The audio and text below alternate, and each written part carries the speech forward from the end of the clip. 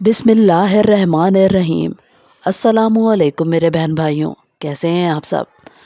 آج میں آپ کو غزوہ بنو مستلق یا غزوہ مرسی شعبان 5 ہجری یا 6 ہجری کا احوال بیان کروں گی۔ آپ سب سے گزارش ہے کہ درود شریف کا اہتمام کیجیے، جزاک اللہ۔ بنو مستلق قبیلہ خزاعہ کی ایک شاخ ہے۔ قبیلہ خزاعہ کے لوگ عام طور پر رسول اللہ صلی اللہ علیہ وسلم کے خیر خواہ تھے، مگر یہ شاخ قریش کی طرفدار تھی۔ رسول اللہ صلی اللہ علیہ وسلم کو معلوم ہوا کہ یہ لوگ آپ سے جنگ کی تیاری کر رہے ہیں۔ آپ نے اس خبر کی تحقیق کے لیے بریدہ بن حصیب رضی اللہ تعالیٰ عنہ کو بھیجا۔ ان سے معلوم ہوا کہ خبر صحیح ہے، لہٰذا آپ نے مدینہ کا انتظام سعد بن حارثہ رضی اللہ تعالیٰ عنہ کو، اور کہا جاتا ہے کہ کسی اور کو، سونپا اور بنو مستلق کی طرف یلغار کرتے ہوئے نکلے تاکہ بالکل اچانک ان پر ٹوٹ پڑیں۔ آپ کے ساتھ 700 صحابہ تھے اور بنو مستلق اس وقت قدیر کے اطراف میں ساحل کے قریب مرسی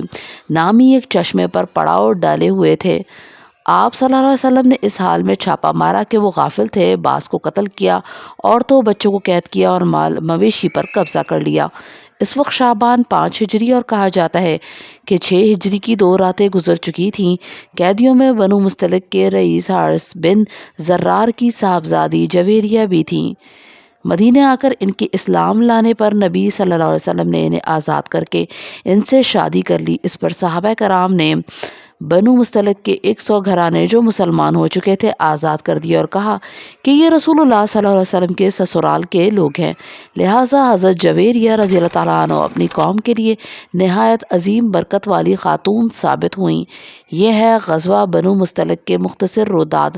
اس میں کوئی ندرت نہیں، لیکن اس غزوے کے دوران 2 تکلیف دہ حادثے پیش آئے جنہیں منافقین نے اسلامی معاشرے بلکہ نبوی گھرانے تک کے اندر فتنہ و اضطراب بھڑکانے کے لیے استعمال کیا، لہٰذا تھوڑی سی روداد اس کی بھی دی جاتی ہے۔ پہلا حادثہ، رائز المنافقین عبداللہ بن ابی کا یہ قول کہ مدینہ پلٹ کر عزت والا ذلت والے کو نکال باہر کرے گا، اس کا سبب یہ ہوا کہ ایک مہاجرین کے حلیف اور ایک انصار کے حلیف میں مریسی کے چشمے پر پانی کی وجہ سے جھگڑا ہو گیا اور مہاجر نے انصاری کو مارا تو انصاری نے آواز لگائی، یا للانصار، ہائے انصار کے لوگوں۔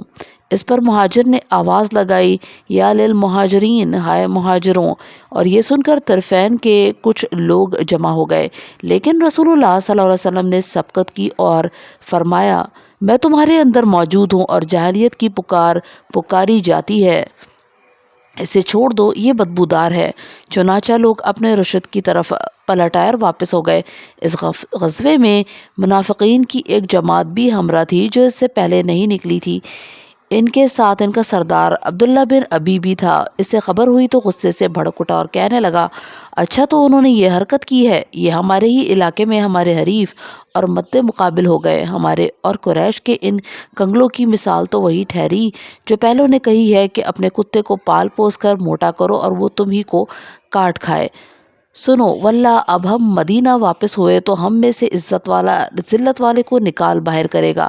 عزت والے سے مراد اس نے اپنے آپ کو لیا اور ذلت والے سے نعوذ باللہ رسول اللہ صلی اللہ علیہ وسلم کو العیاذ باللہ، اور اس کے لیے فتنوں کی تدبیریں کرنے لگا، حتیٰ کہ اپنے رفقا سے کہا، یہ مصیبت تم نے خود اپنے گلے مونڈ لی ہے، انہیں اپنے شہر میں اتارا اور اپنے اموال بانٹ کر دیے۔ سنو واللہ، تم لوگ ان سے ہاتھ روک لو تو یہ تمہارا شہر چھوڑ کر کہیں اور چلتے بنیں گے۔ جس وقت یہ باتیں ہو رہی تھی، ایک مضبوط ایمان کے نوجوان حضرت زید بن ارقم رضی اللہ تعالیٰ عنہ بھی وہاں موجود تھے۔ وہ اس ہرزہ سرائی پر صبر نہ کر سکے اور رسول اللہ صلی اللہ علیہ وسلم کو اطلاع کر دی۔ آپ نے عبداللہ بن ابی کو بلا کر پوچھا تو اس نے قسم کھا کر کہا کہ اس نے ایسی کوئی بات نہیں کہی ہے جو آپ کو معلوم ہوئی ہے۔ اس پر اللہ تعالیٰ نے سورہ منافقین نازل کی اور اسے قیامت تک کے لیے رسوا کر دیا۔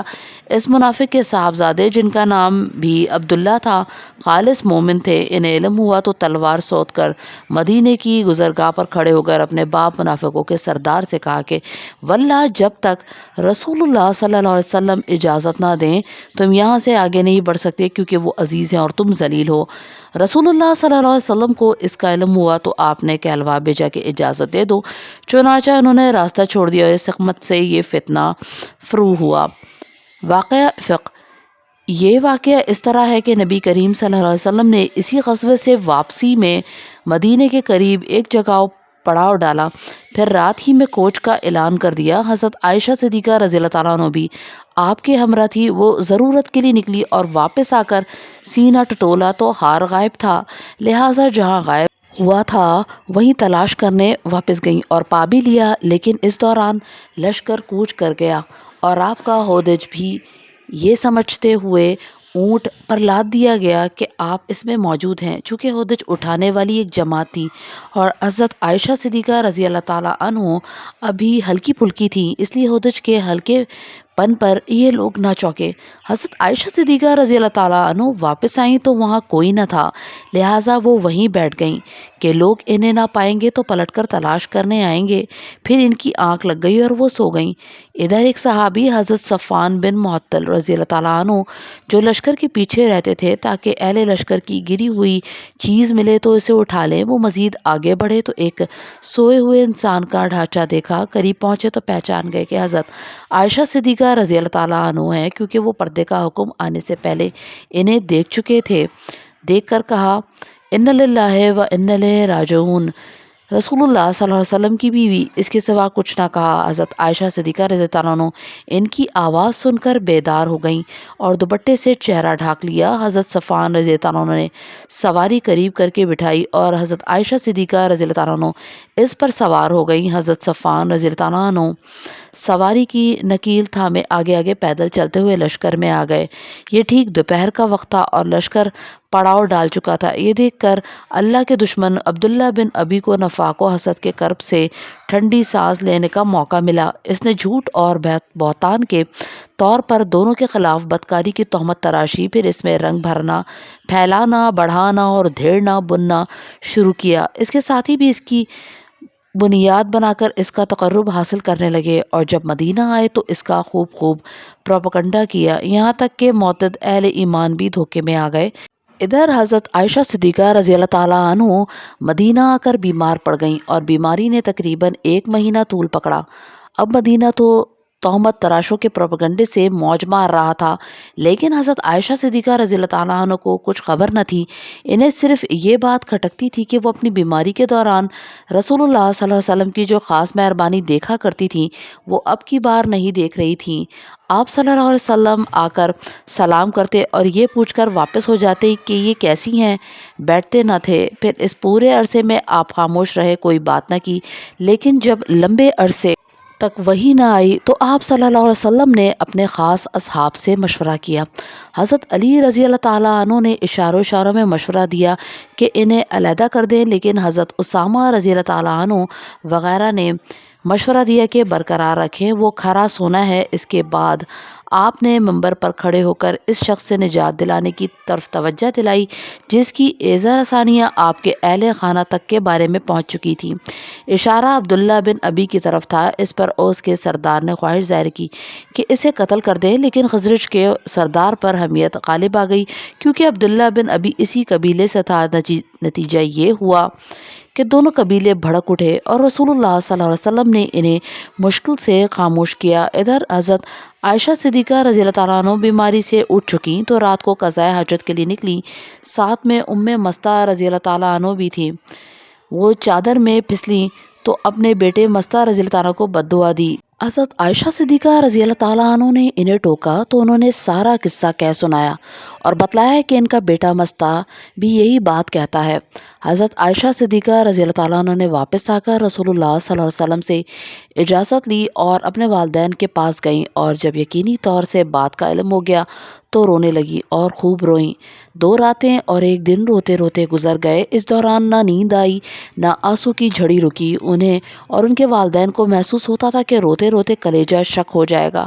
دوسری رات کی صبح ہوئی تو رسول اللہ صلی اللہ علیہ وسلم تشریف لائے، بیٹھ کر خطبہ پڑھا، پھر فرمایا، اما بعد، اے عائشہ، مجھے تمہارے متعلق ایسی اور ایسی بات معلوم ہوئی ہے۔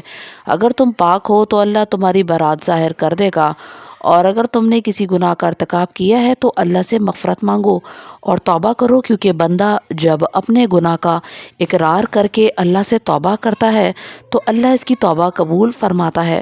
اس وقت حضرت عائشہ صدیقہ رضی اللہ عنہ کے آنسو تھم گئے اور انہوں نے والدین سے کہا کہ جواب دیں، مگر انہیں سمجھ میں نہ آیا کہ وہ کیا کہیں، لہٰذا حضرت عائشہ صدیقہ رضی اللہ تعالیٰ عنہ نے خود ہی کہا، واللہ میں جانتی ہوں کہ یہ بات سنتے سنتے آپ لوگوں کے دلوں میں اچھی طرح بیٹھ گئی ہے اور آپ لوگوں نے اسے سچ سمجھ لیا ہے۔